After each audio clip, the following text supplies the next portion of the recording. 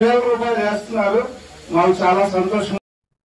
అద్దంకి నియోజకవర్గంలో వైఎస్ఆర్సీపీ ఇన్ఛార్జిగా బాధ్యతలు చేపట్టారు డాక్టర్ చింతలపూడి అశోక్ కుమార్. జన్మదినం సందర్భంగా బాధ్యతలను స్వీకరించారు. సింగరకొండలోని ప్రసన్నాంజనేయ స్వామి ప్రదర్శన అనంతరం ఆయన అద్దంకి నియోజకవర్గంలోని ప్రజల సమస్యలు తెలుసుకోవడానికి పర్యటన ప్రారంభించారు.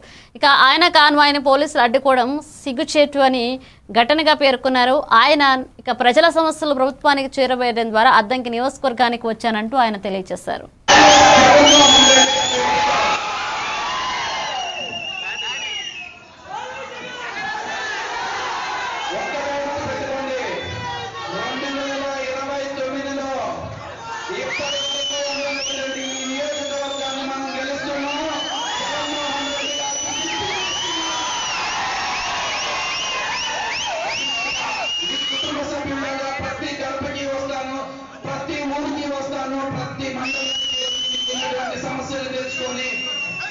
ప్రతి ఒక్కరి సమస్యల్ని తీరుస్తాను.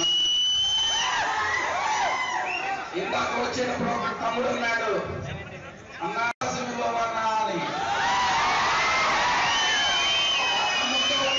చెప్పాను. 2029లో మనం అద్దంకి కొడుతున్నా. అద్దంకి కొట్టిన తర్వాత నేను ఒక వారం రోజులు సెలవు తీసుకొని బయటికి వెళ్తా. నియోజకవర్గంలో ఉన్నటువంటి ప్రతి కార్యకర్త, ప్రతి నాయకుడు ఎవరైతే అన్యాయం చేశారో, మమ్మల్ని ఎవరైతే ఇబ్బందులు పెట్టారో ప్రతి ఒక్కరిని చట్టపరంగా మేము శిక్షించే